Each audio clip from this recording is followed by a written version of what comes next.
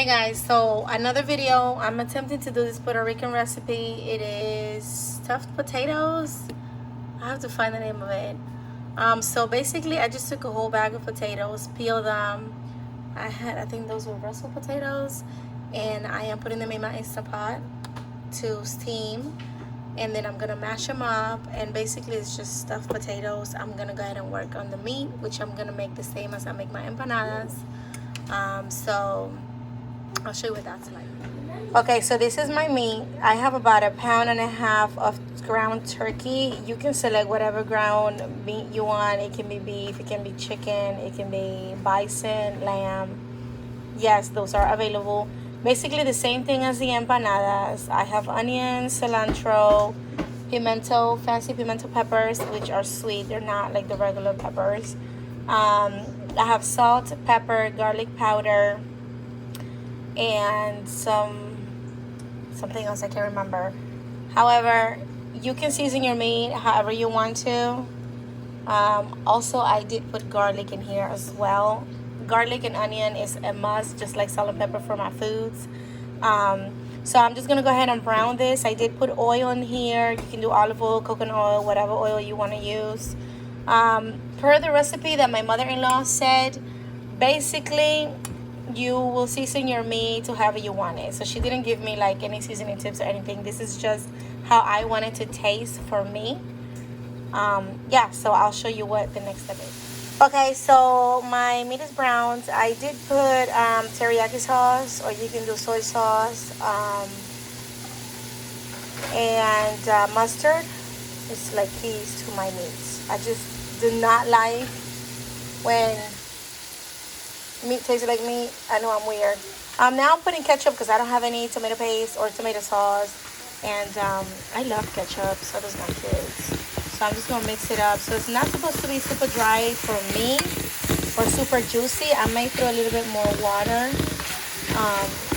And basically this is just your filling, and all you want to do is just wait for it to cool off so that you can start making the potato balls.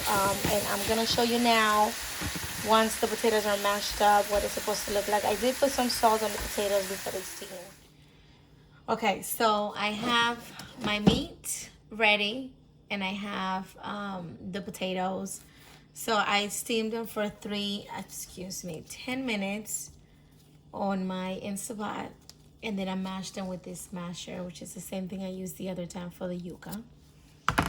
I have a tray there, and so according to the instructions that I was given, I have to basically mash the potatoes. We gotta kind of make mashed potatoes without the extra ingredients, because you wanna somewhat form a dough.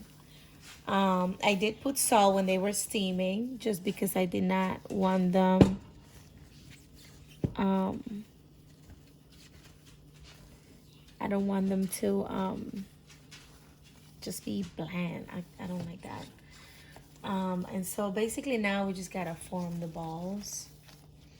So this is the first time I'm making these, guys, and so I don't even know if I'll be able to make balls, because I'm so used to making the oval shaped other ones that it's just really something different. So y'all are about to see my first try. And she said I grab some more and try to make it into a ball. So I am assuming like such. See, my juices are leaking. And there is your stuffed ball. I don't know the name of this thing. I have to find the name still. But I did put salt on the potatoes when they were steaming. I seasoned my meat like I was doing the empanada. Instead of tomato paste, I did, and tomato sauce, I did ketchup, just because I wanted to the flavor. You can do whatever you want to the meat according to my mother-in-law. So I'm really excited. My husband loves these things. I can't remember if my kids had them before. Obviously it's a lot more potatoes than it is meat. But yes, guys, I'm excited. This is like my first time, and I mean, I never understood why the balls were so big, but now I get it. It's hard to stuff them. That's how it's supposed to look. So yeah, I'm gonna continue to make these balls, probably in different shapes. And she said after we're gonna fry them, we need some flour and oil, obviously. So, oh, and eggs. So I'll show you that next.